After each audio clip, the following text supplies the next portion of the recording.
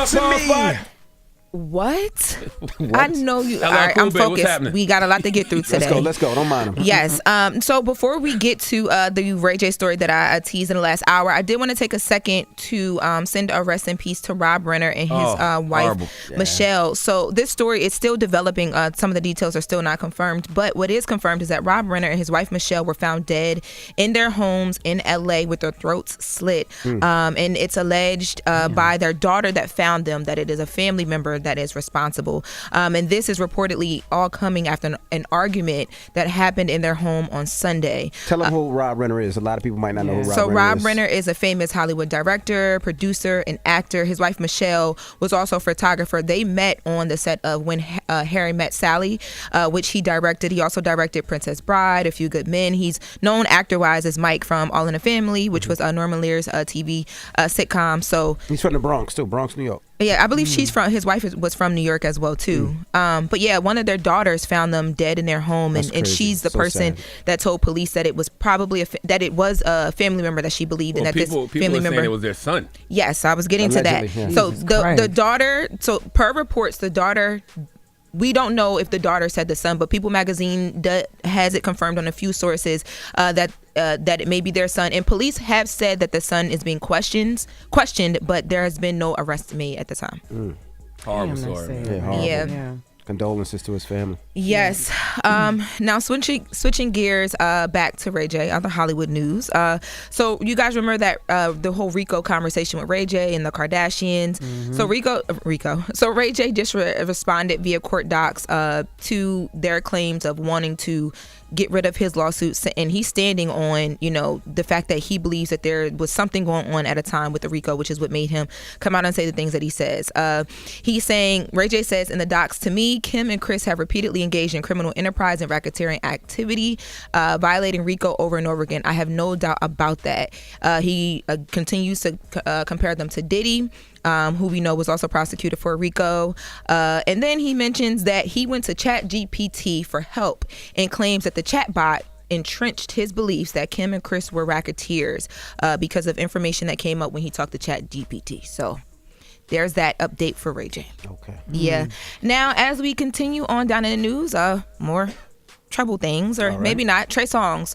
So singer Trey Songz was arrested for assault after allegedly punching a New York nightclub employee in the face earlier this month. The punching in the face was earlier this month, but he was in court yesterday, Sunday, and this all happened allegedly after the club employee told him that the club was closing. So he was partying at a spot called Drama Nightclub, and according to reports, the nightclub employee came over and told him around like 4:25 that the club was closing, and they alleged that he got irate. So yesterday he was in court for the assault, and then he was arraigned on mischief in the second degree for a separate unrelated incident at another spot in New York called Mirror later in that morning. And I did receive a statement from Trey Songz' counsel, his attorney, Mitchell Schuster, who says Trey Songz was charged in connection with the incident that occurred last week. He is cooperating fully and looks forward to the facts coming to light. Separately, last night, Trey was confronted by individuals, and they allege that they instigated a confrontation. So this is something separate. In an attempt to surround him, they say his security got involved, and they mentioned that they believe he's a public figure that is being treated as a target for an instigation in pursuit of headlines or financial gains, and they are confident that the facts will speak for themselves. You know the worst thing about these Trey Songz stories nowadays, you don't ever hear Trey Songz in headlines anymore for any type of music. When the last time Trey Songz put out some music? He had a song with Ray J. He did? Oh, yes, he had a song with Ray J. Definitely don't remember that song. I remember it because they did this on the radar, and Ray J was just in the back dancing, and it was pretty entertaining. I'm gonna look up the song. So it's hard to focus on anything else except for his legal troubles all the time because he don't give us nothing else to focus on. Yeah, the song was it's called Lit Again. I don't remember that song. Yeah. But like Charlamagne said, Litigants? Lit Again. I was gonna say, God damn. Like Charlamagne Trey. said, we need to talk about Trey's music. Like Trey's a talented artist, and we haven't heard music and album in a long time. All we hearing is BS. Yeah. Man, I be listening to him. I still listen to Trey. That's crazy. Old Trey, right? Mm-hmm. Yeah, me too. Trey. Well, speaking of other artists who get in the headlines because of, the things surrounding them outside of their music, Kanye West. So there was a documentary In Whose Name that released in theaters a while back, but it's now been made available on streaming. I watched it last night on Amazon. And did 50 Cent do that one too? No. There's a director who started this like years ago when he was 18 years old, and there's a whole storyline behind him. So it wasn't 50 Cent. But one of the things that I thought was interesting in this doc, people used to always talk about how Kanye West didn't have any people around him when he was going through all these things to kind of pull him up. There was a moment in this documentary where Swizz Beatz actually tried to have a conversation with Kanye about the whole MAGA situation before he, famously went on SNL and spiraled out. Let's take a listen. We both know that man is undoing for our country. I ain't talking about that man. People. I'm talking about what it meant for me. But why is that so fresh? You got his hat on, though. No, it's my hat. I made this version. I understand. It's a different shape. I understand you made the version and the shape and the craft, but the craft. This man is very racist, and there's people that's being killed. I don't care about racism. You know who more racist than white people? Black people. But you can't do that to the culture. And I can't tell you what to do. Yeah, you can. I can't tell you what to do. Yeah. And this your session. This your session, but we having brother talk. I with you. You know what I'm saying? Like that be hurting me a little bit. And it hurt everybody around you, and they just not up enough to tell you. And keep my thoughts in here. The hat is like this. Everything someone else wanna say, black, white, like that. It must not be going.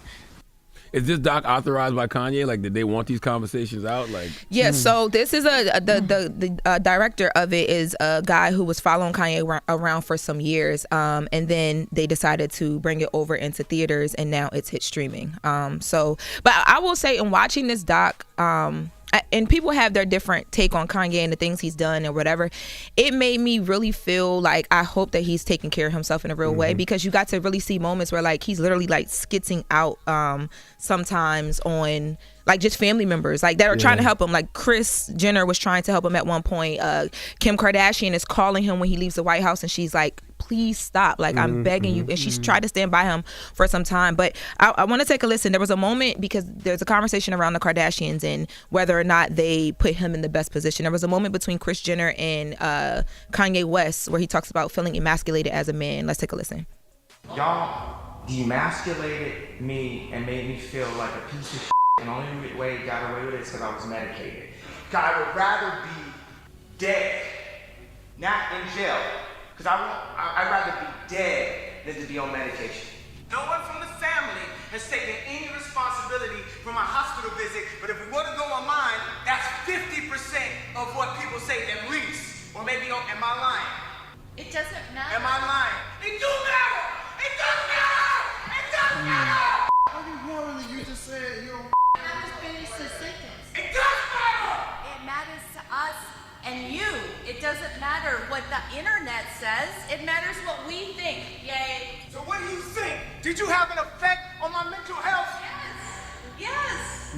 Yes. I'm saying yes. I'll say this: when he's screaming like that, he emasculates himself because he sounded like a little child having a tantrum. You know what I mean? But it's like when you mad and when something, like I don't know, man. Like can't nobody emasculate you though. You either a man or you're not. Like I don't like when people say that. This person emasculated me. Like no, nobody can do that to you. That's but Kanye has had a quiet year, and I really really hope he's been getting the healing that he deserves. I will say this though. Salute to Swizz Beatz. Swizz Beatz has those brothers conversations with a lot of people in the industry. A lot of times behind the scenes, he's the one person you can call all the time, and he'll have a conversation. He'll stop what he's doing to have a conversation, making sure you're okay.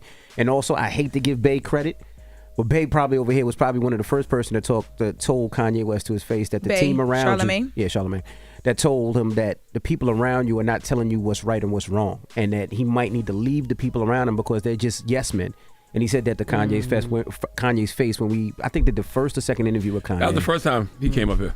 Yeah. But we had several conversations. Yeah, but that after that over the years. Yeah, that was the first one. You seen it early, and I hate to give Bae his credit. Did Swizz tell you not to get a nose job? Because he should have talked you out of that. He should have said, "Look, I didn't get no damn nose job." That's the latest one, Lauren. There's no nose job. But he should, because I already know what you're planning for the holidays. I cleaned the polyps out my nose. That's all I did. There was no nose job. There was no cutting. There was no racing. What I would tell you is save your money right now, because you just never know. Don't spend no money on a nose job right now. Stop emasculating this man. You're emasculating me. He got things coming up, and they're gonna show up looking at him like he a weird nose guy. Job right now. You just never know. Me. All right. Okay. As we wrap Envy, I know you're going down to Atlanta for the Jingle Ball, right? Yes, Jingle Ball. I saw Jermaine Dupri posting some of the people that he might pull up with. Ludacris, Brad, J Money. Oh. Yeah, like there's a lot of names, and I've talked to Louis V. Louis V said it's looking guaranteed. And he asked were they going to give him more time because his set's going to need it. I was told that it's looking like they're going to give him what he needs. He's a headliner. JD, the mayor of Atlanta, he gets whatever he wants. If you haven't got your tickets, it's almost sold out. It's Jingle Ball Atlanta. I'm flying down there. It's going to be Little John and friends, Jermaine Dupri and friends, Nelly, Kaylani, Molly. Nelly celebrated over 2 decades of country grammar too during the show. Yeah, so it's a lot of artists performing. Get your tickets, and the mix is up next. We're gonna start off with some T.I. All right, it's the Breakfast Club. Good morning. Woke up. Wake you up. Wake that ass up. Program your alarm to Power 105.1 on iHeartRadio.